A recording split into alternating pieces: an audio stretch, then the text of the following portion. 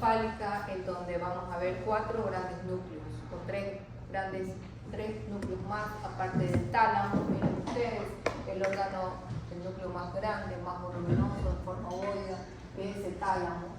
Por debajo tenemos al subtálamo, anterior por debajo, y en la parte más anterior tenemos al hipotálamo, y por debajo y en la parte más posterior tenemos al epitálamo. Es decir, que el tálamo es el núcleo más superior, que se encuentra más hacia arriba de todos los otros núcleos que corresponden a ese encéfalo.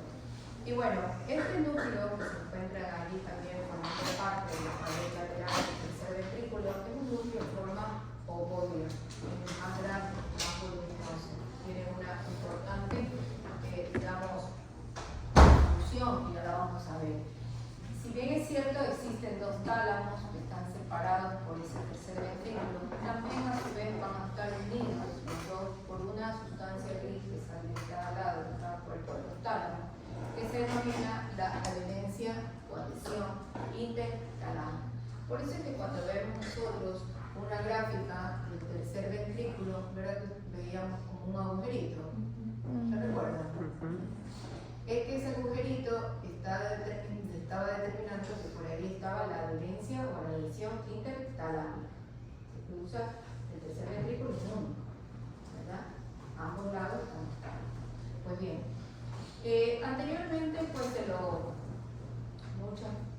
mucho tiempo se asumió que la función del tálamo era una función solamente de relevo.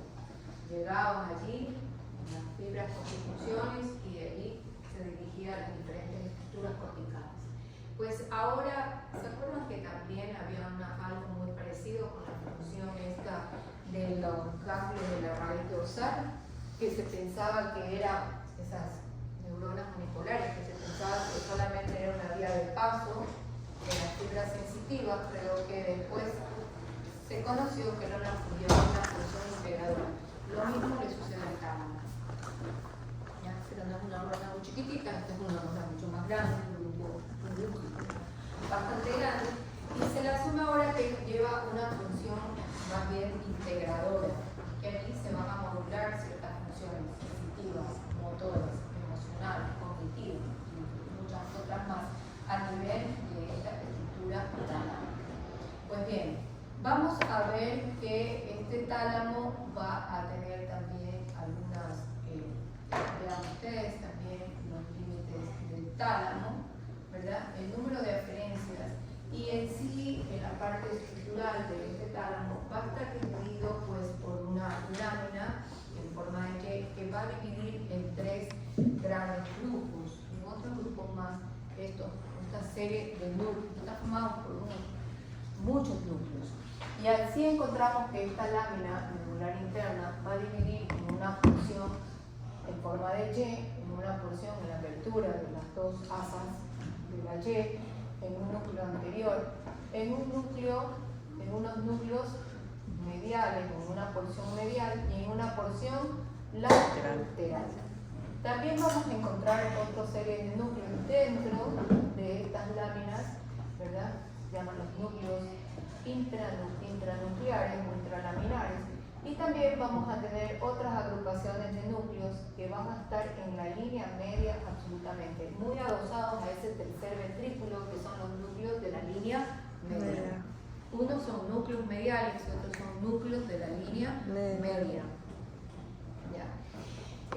También veamos que los núcleos reticulares son núcleos que están muy adosados ya en la parte externa, los recubre casi, digamos, en la parte anterolateral, están muy apegados a una lámina también medular, intralaminar también, o extralaminar, muy externa, que está cubriendo o protegiéndolo ahí al núcleo. Por dentro, entre el tálamo y esa lámina medular externa, se encuentran los núcleos reticulares. Pues bien, que también pues, van a tener, como vamos a ver, son núcleos, hay unos núcleos específicos y otros núcleos de tipo inespecífico. Entonces, vamos a analizar cada uno de estos. ¿Ustedes terminaron la lectura o les falta? ¿Falta? Bueno, sigan leyendo, nos damos unos 3 minutos para ver bien estos grupos de núcleos con sus funciones y de dónde reciben sus aferencias, hacia dónde las envían. Dame un segundo que tengo que ver con esto.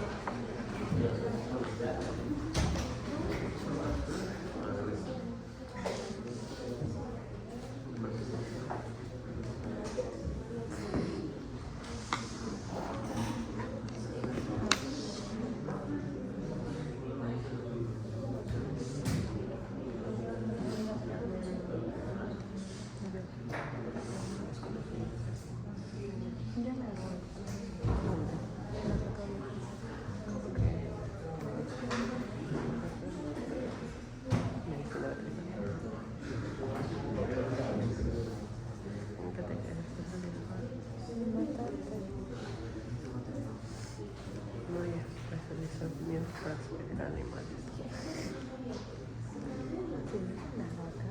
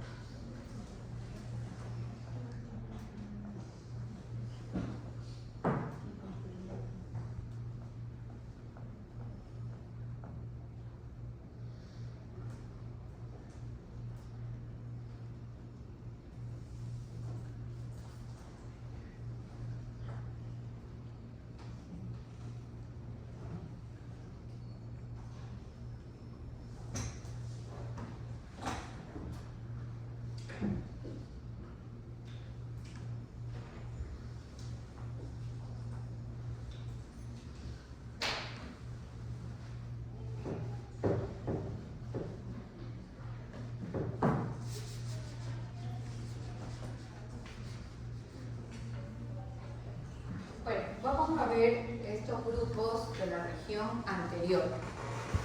¿Cuál es el representante de la región anterior? El núcleo anterior. Núcleo anterior. ¿De dónde recibe fibra ese núcleo anterior? De los propios mamilares. Del núcleo mamilar. Acuérdense que yo había, cuando en las exposiciones hay un fascículo que lo vamos a mencionar más tarde, el hipotálamo, el fascículo mamilo-talámico. Ese fascículo mamilo-talámico se conecta aquí, a este núcleo anterior, a esta porción anterior de los núcleos. ¿Ya? Por eso es que vienen, las influencias vienen desde el hipotálamo, el núcleo mamilar. ¿Qué más? ¿Qué más recibe? Del cíngulo y del hipotálamo, pero eso es bidireccional. Del cíngulo y del hipotálamo, particularmente del cuerpo mamilar. Del cuerpo mamilar. ¿Cuál es la función? Y recibe en forma bidireccional, ¿no? Va y viene, recibe y lleva de nuevo, regresa la información. ¿Y cuál es la función de ese grupo anterior, de ese núcleo anterior, su representante, el núcleo anterior? ¿Cuál es la función? Relación con el sistema límbico. Mecanismos de memoria reciente. Memoria reciente. Es memoria reciente y emociones. Emociones y memoria reciente. Es decir, todo lo que ha sucedido recién y que lleva una carga emocional, me voy a recordar y voy a activar ese núcleo anterior. El helado que me brindaron, la caída que tuve. Bueno, ese es el núcleo anterior. Ok, bueno, muy bien. Vamos al grupo medial. El grupo medial, en verde. El grupo medial. El grupo medial tiene un representante y es el núcleo Gran núcleo dorsomedial. Lateral, medial. dorsomedial. Correcto, Sí. el núcleo dorsomedial. ¿De dónde recibe las referencias este núcleo dorsomedial? Corteza prefrontal del lóbulo frontal. De la corteza prefrontal. Del lóbulo frontal. ¿Qué más? Núcleos hipotalámicos. Núcleos hipotalámicos y qué más? El resto de los núcleos talámicos. Del hipotálamo y del mismo tálamo. Tálamo.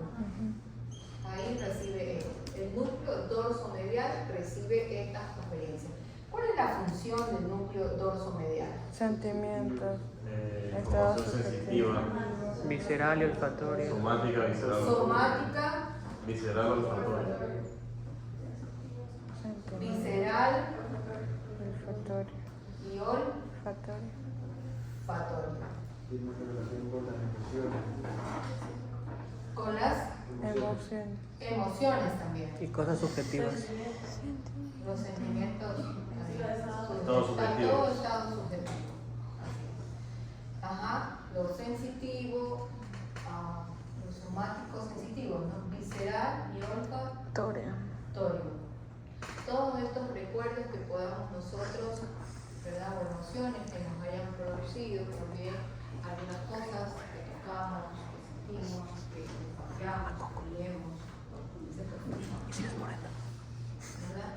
Eso estamos nosotros simulando el núcleo Medial. el representante de ese lado medial, de la parte medial del tálamo, es el núcleo dorso Medial. Miren ustedes, también emociones. Tienen órganos específicos, estos núcleos son específicos, tienen una función dada, son núcleos órganos también específicos. Ahora nos vamos para ese lado, para el otro lado, para la cara lateral del tálamo. Y aquí en esta cara lateral, miren ustedes, encontramos una hilera superior y una hilera inferior. Una hilera superior dada por dos núcleos y un tercero que va a ocupar la parte posterior, el polo grueso del tálamo. Entonces, ese núcleo, esa porción lateral, tiene dos porciones a su vez. Una corrida superior que está dada por ¿quiénes? El núcleo dorsal lateral. El núcleo Dorsal lateral. dorsal lateral o lateral dorsal. Núcleo lateral El posterior. núcleo lateral posterior y el El núcleo pulvinar. pulminar, el grandote que ya lo vimos, ¿verdad? Tiene tres núcleos esa corrida. La corrida superior, cara lateral, y aquí está la corrida. El núcleo lateral dorsal, el núcleo lateral posterior, y tenemos este grande que es el pulvinar. No. Bueno, muy bien. ¿Qué llega? ¿Qué referencias llegan ahí a esa hilera? El lóbulo parietal, el giro del cíngulo, el lóbulo occipital y otros Temporal. núcleos talámicos. En el núcleo, Ah, bueno, ahí sí no sé. el núcleo lateral dorsal o lateral posterior. O toda la corrida. Todas las corridas. Todos. Todas las Es corridas, que sí. todos estos núcleos, Aquí. así es, todos estos núcleos van a recibir aferencia de dónde? De la corteza Cerebral. parietal, temporal, occipital Cíngulo. y del cíngulo. ¿Cuál es la función? Desconocida. Desconocida. Son núcleos inespecíficos. Reciben, pero no llevan una información, no sabemos muy bien la función. Son núcleos inespecíficos. Estos sabemos de dónde reciben, a dónde llegan y sabemos sus funciones. Son núcleos específicos. Nos vamos por la corrida inferior del grupo lateral. Esta corrida. ¿Ya? Nos vamos. Y vamos a encontrar el ventral Anterior. anterior, Ventral Ventral lateral. lateral y ventral posterior. el ventral ¿qué más? Posterior. Posterior, ventral posterior lateral y el ventral posterior Medial. medial. Ok. Estos dos primeros son núcleos, todos estos, a diferencia de los superiores, estos son núcleos específicos también. Sí. Y los dos primeros están relacionados con la función motora. Tora. Probablemente. Y los otros dos núcleos están dados con la función Sensitiva. sensitiva. Son núcleos específicos de relevo, motor y sensitivo. Muy bien. ¿Qué es lo que hace el grupo ventral anterior? ¿Recibe de dónde? Aferencia. La promoción reticular.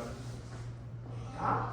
Dice, se haya conectado a la promoción reticular, la sustancia negra, el bulbo estriado y la corteza frontal. A ver, entonces, sustancia negra Ajá. en la formación reticular. Lo más importante que tienen que recabar es sustancia Negra. negra. ¿Qué más? Y el cuerpo estriado. Y el cuerpo estriado.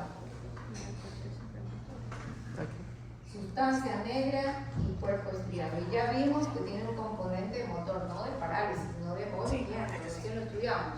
Sustancia negra y cuerpo estriado. Núcleos Sí, motores. ya. ¿Qué sucede con el núcleo ventrolateral? Conectado con el cerebelo, Cerebelo. núcleo rojo. Cerebelo y núcleo rojo.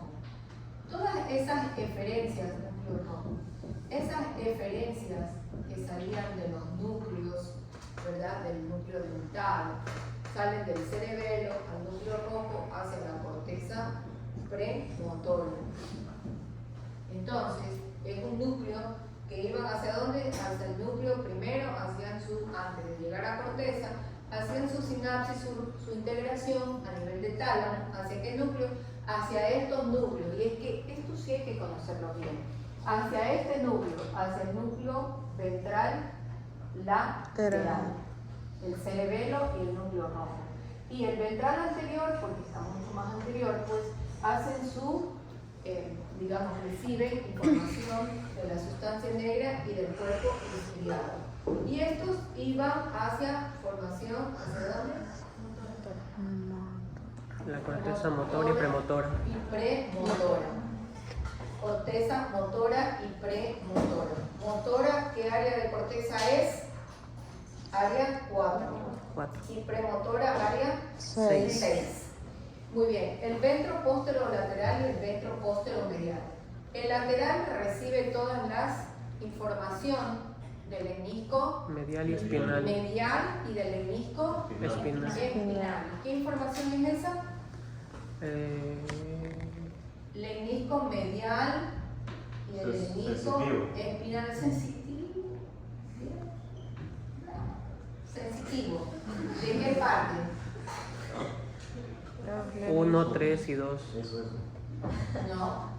¿De qué parte? El lenisco medial, la propioceptiva consciente, y el lenisco espinal, dolor táctil, temperatura. ¿De qué parte? De la médula espinal, de la mitad de nuestro cuerpo. ¿Ok? Brazo, tronco y pierna. Esto es. Sí, tiene una función, las dos tienen función sensitiva. Sensitiva. De aquí a dónde terminaba, en la corteza Sensitiva. somatosensitiva primaria. ¿Dónde queda esa corteza somatosensitiva? En el giro Giro poscentral, poscentral. ¿De área? áreas 3, 1, 2. 2 de Brodmann. Muy bien. Y el ventrículo posteromedial va Áreas a hacia recibir también estímulos sensitivos, dolor, tacto, temperatura, percepción también, cómo están nuestras piezas dentales, la posición que ponemos nosotros, movemos las articulaciones, etc. También los recibimos. ¿De dónde? De ese lenisco trigeminal, del nervio trigémino. Es decir, la sensibilidad de la cara y parte de nuestro cuello. Cara y cuello. ¿Ok? Lenisco trigeminal. ¿Dónde? También es una vía sensitiva, sí. ¿Dónde iba a terminar esto? También en la misma corteza sensitiva primaria. ¿Sí ven? Son núcleos de relevo, son núcleos específicos de relevo. Estos son núcleos específicos de asociación y hay unos núcleos, estos son inespecíficos. Son inespecíficos esos. digamos, las funciones que vayan a tener. Y entonces, así los agrupamos, miren ustedes, núcleos específicos, de relevo, que son estos dos últimos grupos, motores y sensitivos, los núcleos de asociación que tienen conexiones recíprocas con áreas de asociaciones corticales, como ya lo vimos, el dorso medial, el núcleo anterior, ¿verdad? Y los núcleos inespecíficos, que son los de la corrida superior lateral. Estamos. Entonces, lo que parecía realmente imposible haberse estudiado, pues ya lo hemos repasado el día de hoy. Estamos. Miren ese resumen para su estudio pertinente de la lección. También, acuérdense que hay que estudiar también la irrigación, déjenme ver acá, funciones del tálamo, ¿verdad? Acá. Estos son los cuadros. Funciones talámicas, ya dijimos, de todo tipo, excepto allá. Aquí hay que tener en cuenta de que el tálamo agarra todo tipo de funciones sensoriales o sensitivas, tanto generales como especiales, excepto la olfatoria. Pero no es que la olfatoria nunca va a llegar al tálamo, en algún momento llega al tálamo, sino que más o menos sucede como esa ovejita negra, que dice el chico contra, ya me merece, la persona contra el todos llegaron acá y saludaron todos a la familia, viste, toda esta gran familia, llegaron días de todos lados, como ya nosotros lo vimos, llegaron aquí al tálamo. Dijeron, aquí tenemos que hacer nuestra primera llegada, porque aquí papá tálamo tiene que ver por dónde nos repara, el que se encarga de esto. Sí, perfecto. ¿Qué hace la vía olfatoria? La vía olfatoria, después de llegar al bulbo olfatorio, el tracto olfatorio, llega, miren ustedes que todos estos grupos se van a una corteza específica, ¿verdad? O a una función específica, pues estas son vías recíprocas. El olfato no hace esto.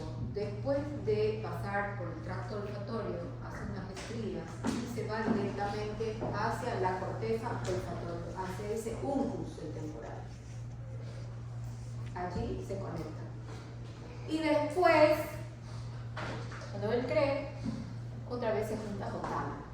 Ellos, la mayoría de las fibras no hacen eso. Primero llegan acá, integran toda la información en tálamo y de allí se dirigen a corteza. El olfato no hace eso. Y nos falta aquí de ver otros dos grupos. ¿Cuántos grupos tenemos? 1, 2, 3, 4, 5, 6, 7, 8, 9. Y nos faltan dos grandes grupos, ¿verdad? Que son los núcleos, los cuerpos geniculados, chicos. Los cuerpos geniculados, esto tenemos así, un tálamo con su porción posterior un poco mucho más gruesa, donde está el pulvinar allí.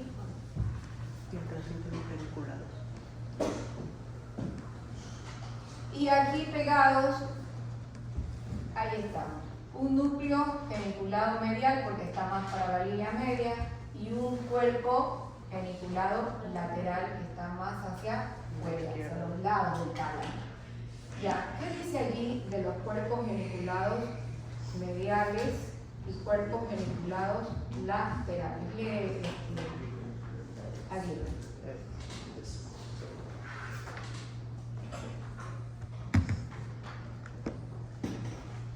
Aquí, ¿quién llega? Aquí él va a recibir algunas aferencias que son las del, ¿encontraste? Del lemnisco Lateral. lateral. Cuerpo El lemnisco geniculado lateral. Colículo inferior. medial, sí. ¿Ah? Bueno, colículo inferior, lemnisco lateral, procedente de ambos oídos, pero sobre todo el oído contralateral. Cuerpo geniculado lateral, tracto óptico. No. A ver, el cuerpo geniculado medial cuya función es Auditiva. auditiva va a recibir desde el octavo par, ¿verdad? El octavo par llega, forma una vía que es el lemnisco lateral y en la parte que llamamos caudal del mesencéfalo, acuérdense, a nivel de esa decusación del pedúnculo cerebroso superior, desaparece el lateral, porque el lateral se conecta a través de esos brazos conjuntivales, ¿verdad? El menisco lateral pasa ¿hacia dónde? Hacia el colículo Inferior. se ubica en los colículos inferiores y a través de unos brazos conjuntivales lleva toda esa información hacia los cuerpos geniculados mediales. Y de los cuerpos geniculados mediales sale la información en forma de radiaciones, las radiaciones auditivas. ¿A dónde van a parar estas radiaciones auditivas? Hacia la corteza auditiva Opuesta. primaria. Ajá. Son bilaterales y un poco más predominio opuesto, contralateral, pero los dos reciben ya ambos lados. A la corteza auditiva primaria, que es ¿dónde? En el giro temporal superior. Ajá, en el giro temporal superior. ¿Qué área? 41 y 42 de Brodmann. ¿Qué sucede con el cuerpo geniculado lateral? Él va a recibir de unas fibras, de unos axones desde la retina, forman los nervios ópticos a nivel de la silla, antes, por delante de la silla turca se decusan el quiasma óptico y aquí cada vía ya no se llama nervio óptico, se denomina Tracto óptico. tracto óptico, el tracto óptico. Acordémonos que las vías que se decusan son las vías nasales. Esta es la naricita y este es nuestros ojitos. Dos campos. Estamos. ¿Ya? Las que se decusan son las vías nasales y así vamos a tener. Y las vías temporales son directas. Si se lesionó este lado de la vía, vamos a tener el temporal de este lado afectado y el nasal del otro lado. Estamos. ¿Ya? Entonces, después de la decusación sigue como tracto óptico y el tracto óptico se va ¿a dónde? Al colículo, ¿se acuerdan? Al colículo Colículo inferior. superior, Superior. porque su función es visual, ya lo dijimos, visual. Al colículo superior. Del colículo superior también pasan a través de un brazo conjuntival hacia acercarse al cuerpo geniculado lateral. Y de este cuerpo geniculado lateral salen los axones, ya integrada la información visual en forma aquí de radiaciones, que son las radiaciones visuales. Y estas radiaciones visuales, así en esas agrupaciones, van a llegar ¿hacia dónde? La corteza visual Hacia la occipital. corteza visual primaria, que queda ¿dónde? Lóbulo occipital. Cisura calcarina, ambos lados de la cisura calcarina, ¿qué número de área? 17 de Brodmann. Estamos. Allá, corteza, sí dijimos, ¿no? Motora 4 y premotora 6. Perfecto. Todos llegan a la corteza, excepto la vía olfatoriana. Se salta el tálamo, pero llega directamente a la corteza 28, el área 28. Bueno, muy bien. Ok, vamos a ver ahora alguna pregunta hasta aquí. Terminamos todos esos núcleos, que son ¿cuántos núcleos? 13, creo. Ya contamos 13. Con los dos cuerpos vinculados. ¿Se entendió esto? Sí.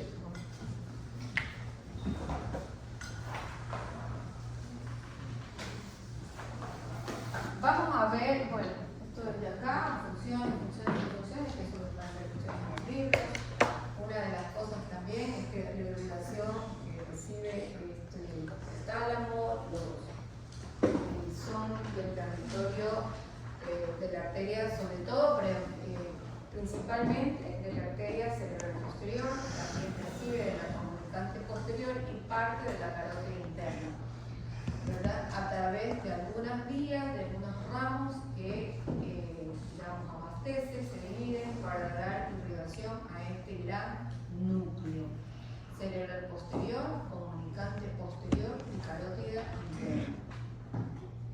Los núcleos del tálamo también son irrigados por unos ramillos muy pequeñitos, ¿verdad? También que vienen de la comunicante anterior, son los ramos lentículos estriados que se denominan, de la comunicante anterior, también de la cerebral anterior, cerebral media y de la rama de la arteria carótida interna, que es una de las ramas, la coroidea anterior. También vienen estos ramillos, tienen unas ramas muy pequeñitas a irrigar a los núcleos de la base, núcleos basales. Y el tálamo, que se encuentra irrigado de esta manera. Muy bien. ¿Alguna pregunta hasta ahí? ¿No? Vamos a ver la siguiente, que es, ya terminamos, solamente vamos a dirigirnos un poco. Yo creo que ya algo les hablé el otro día, que es lo que tenemos que estudiar en tálamo. En tálamo hay una situación que necesito que ustedes se sepan muy bien, conozcan, recuerden de nuevo los límites del tercer ventrículo, conociendo esto, nosotros estamos de redondo, de lleno, conociendo lo que es hipotálamo, ¿verdad? Y que dentro de ese tercer ventrículo saber que existen estos órganos circunventriculares. Nosotros acordándonos que dijimos que existían 7 órganos circunventriculares, de los cuales pues 6 estaban alrededor de ese tercer ventrículo. Entonces, conocer los límites del tercer ventrículo y los órganos circunventriculares son muy importantes. Miren ustedes que aquí en hipotálamo casi, por decirlo, pues hay bastantes estructuras circunventriculares. Una de las cosas que nosotros quiero que ustedes se lleven es este acrónimo que se lo han colocado como las funciones del hipotálamo. Cuando nosotros nos acordemos de este acrónimo, pues vamos a tengamos la seguridad que estamos hablando de todas las funciones principales de esta estructura, que es muy pequeñita, que se encuentra en la parte casi final del encéfalo, pero que es bastante bien poderosa. Entonces, la H está dada para homeostasis, porque esa es una de las funciones importantes, ¿verdad? Censar cómo están nuestros líquidos dentro de nuestro organismo, la osmolaridad, permitiéndonos fijar el mecanismo de restricciones o facilitaciones de ingestas de agua, la C. La parte endocrina, por la serie de hormonas liberadoras e inhibidoras que de sus diferentes núcleos se forman. La parte autónoma, porque ya conocemos o ya escuchamos que allí el hipotálamo está a la cabeza, está, digamos, las estructuras centrales del sistema nervioso autónomo está en el hipotálamo. Entonces vamos a tener, hay una porción anterior parasimpática y una porción posterior simpática. Y también están muy apegados a las emociones porque están muy ligados, muy unidos al sistema límbico de memoria y emociones. Entonces, ese acrónimo es justo muy adecuado para señalar las funciones del hipotálamo. Pues bien, saber que estas agrupaciones, los núcleos, están separados por esas dos estructuras, una que ya la mencionamos anteriormente, que iba al núcleo anterior del tálamo, que es el fascículo mamilo-talámico. Dentro de ese hipotálamo, dentro de esa pequeña cavidad, hay dos estructuras de sustancia blanca. Uno es el fascículo mamilo-talámico, que va desde el cuerpo acá, desde el núcleo del cuerpo mamilar hacia el núcleo anterior del tálamo. Y el otro es este fascículo que va desde el cuerpo mamilar hacia el hipotálamo, que es el fornix. Entonces, son dos pilares que están dentro de ese pequeñito espacio del hipotálamo y que se localizan aquí en la parte central. Y hay unos núcleos que están hacia la parte anterior y forman los núcleos mediales. ¿Por qué? Porque el hipotálamo forma también la pared lateral del tercer ventrículo. Entonces hay una parte medial y una parte más lateral, más posterior. Entonces hay unos núcleos que están aquí en la porción medial del tálamo y hay otros núcleos que están en la porción lateral por estas dos grandes estructuras. Estas dos estructuras que están por delante, miren ustedes las estructuras, y estas que están por detrás. ¿Ya? Entonces, los agrupan en dos grandes porciones, una porción anterior, este es un corte coronal, ahí también vemos, miren, pegadito, ahí es el tercer ventrículo, están los grupos, los núcleos mediales, y más apartados, más alejados, están los núcleos laterales. Pues bien, aquí vale también una aclaración que los únicos núcleos que se agrupan en tres porciones, en una porción anterior, una porción media y una porción posterior, que toman los nombres de los núcleos que están ahí localizados, es la porción medial. La porción lateral no se agrupa así, porque en primer lugar son pocos núcleos los que hay en la porción lateral. Entonces ellos no se ven agrupados así. La única agrupación, cuando ustedes vean, es que hay tres porciones, es que estamos hablando de esa agrupación que está aquí. Ustedes son tercer ventrículo, aquí están el fornix y aquí están estos grupos que están aquí, mediales, son los que tienen estas divisiones. ¿Sí? Los que están por detrás de estas estructuras, más acá hacia la pizarra, ellos no tienen ese tipo de divisiones. Estos de acá son más numerosos. Entonces, ahí hay una división anterior, llamado también la región supraóptica, porque está ahí el núcleo supraóptico, la porción medial, tuberal, con otra serie, miren ustedes, con todas estas agrupaciones de núcleos, y una porción posterior, llamada también una región mandibular. Pero cada una de estas porciones está constituida por otros, algunos otros núcleos. Pues bien, también es importante, y antes de que ustedes vean o revisen la tabla 13-14, yo les aconsejo que primero lean el capítulo. ¿Verdad? Y después vean ustedes las tablas, porque así van a tener un mejor enfoque.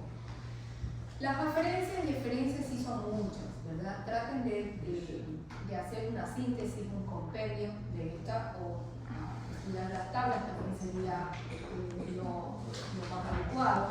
Conocer, como dijeron, creo que uno de los estudiantes, el núcleo supraquiasmático, que existe un ritmo circadiano, que nosotros pasamos el día y la noche como que si fuera un día normal, pero que nosotros no tomamos en cuenta que hay algunas cosas que suceden en nuestro organismo. Y una de las situaciones es, por ejemplo, a primera hora de la mañana, entre 6 y 6 y media, nuestra presión arterial asciende, pero siempre dentro de los límites normales, pero se incrementa. Y que al atardecer, ¿verdad? A las 6, 6 y media de la noche también, la presión arterial también sufre otro pico de elevación. Esto nada nos sucede a los que no sufrimos de presión arterial alta, de hipertensión arterial. Pero ¿qué sucede en aquellos pacientes que son hipertensos y más aún hipertensos que no toman medicación? Esos picos de hipertensión arterial pueden seguir desmejorando porque ya en forma, digamos, cíclica existe eso en nuestro organismo. Existe. Y es así que se dan a primeras horas de la mañana y al empezar la noche, la mayoría de los casos de infartos cardíacos y eventos cerebrovasculares. ¿Ya? No digo que existe la posterior, pero la mayoría son del amanecer, los ictus del despertar que se llaman, o también las crisis hipertensivas, los infartos del miocardio en la mañana o en las horas ya, digamos, al anochecer. Es muy frecuente encontrar eso ustedes cuando hacen la historia clínica. ¿A qué hora empezó el dolor? A las 6, 6 y media de la tarde, 7 de la noche. Porque existe este problema. También acordémonos que a las 9 de la noche empieza a secretar esa glándula pineal melatonina. Una hormona que es indispensable, no la única, pero es muy indispensable para lograr un sueño reparador. Y esa melatonina es muy sensible porque se bloquea muy fácilmente con la luz blanca, con la luz azul, con la luz amarilla, con la luz de cualquier cosa. ¿Ya? La luz bloquea la melatonina. Entonces no nos quejemos porque estamos con un mal sueño, porque estamos en estas cosas. Entonces, queremos tener una condición favorable para nuestros sueños, bloqueemos estas cosas. Favorezcamos y dejemos que nuestra naturaleza haga lo que tenga que hacer, ¿verdad? También, pues, miren ustedes que en horas de la mañana, pues, nuestro intestino se ve reactivado y muchos, y quizás, pues, esto no es una cuestión, esto ya está establecido, esto ya está estudiado, porque nuestro núcleo suprarrenal es que tendemos a hacer deposiciones en horas matutinas. No es porque nuestro organismo es malcriado, no, porque así estamos impuestos, así es nuestra naturaleza. Y miren ustedes que en las noches también hay interrupción de los movimientos intestinales. ¿Quién en la noche normalmente, sin que le haya caído mal, eso estamos hablando, eso es otra situación, ¿verdad? Se levanta a hacer popó? No, pues, porque ya estamos condicionados. Eso es nuestro ritmo circadiano del día a día. Nosotros no, bueno, pero todos los días nos sucede la misma historia. Todos los días estamos en eso. Entonces, bueno, en fin. También tener muy en cuenta la relación que tiene el hipotálamo con esa gran noble glándula que es la hipófisis o pituitaria, que se la conoce, cómo están las conexiones que tiene el tálamo con ella a través del fascículo del hipotálamo hipofisiario, de hipófisis, con la neurohipófisis, que realmente es un órgano también circunventricular, donde hay dos núcleos que llevan sus axones, como el supraóptico y el núcleo paraventricular, con dos hormonas, que es la ADH, la hormona antidiurética, la vasopresina y la hormona oxitocina, y también ese otro fascículo que une el hipotálamo a la hipófisis, que está dada por ese sistema hipofisiario lleno de muchos pasos capilares sanguíneos, que es muy importante para que las hormonas que se presentan en el hipotálamo, que se crean, que se respiran en el hipotálamo, puedan pasar por este sistema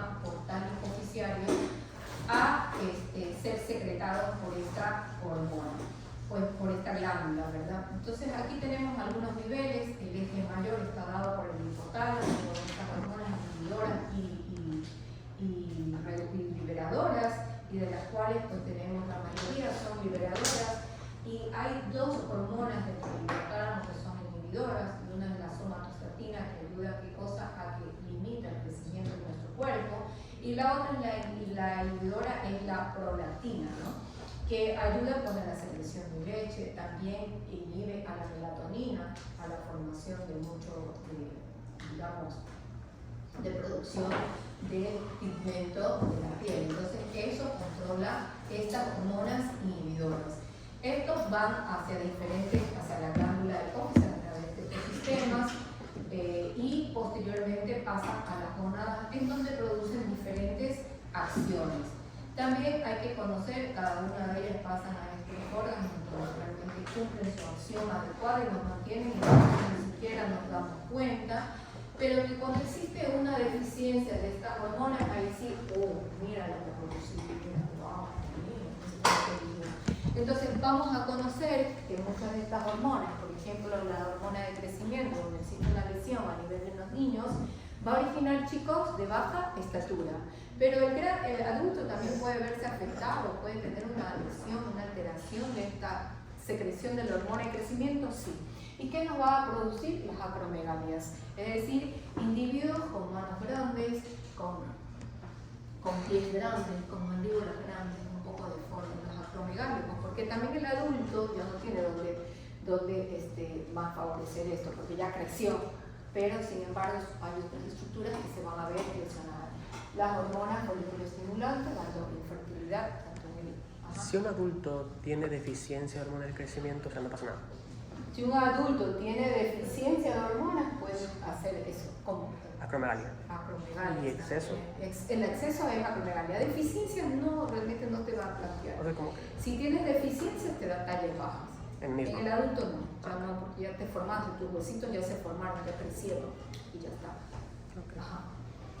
Si realmente la hormona corticotropina te va a dar el hipoadrenalismo, hipotensión ortognáticas, alteraciones, cambios, manchas en la piel, la hormona antidiurética, la diabetes insípida, la prolactina, no va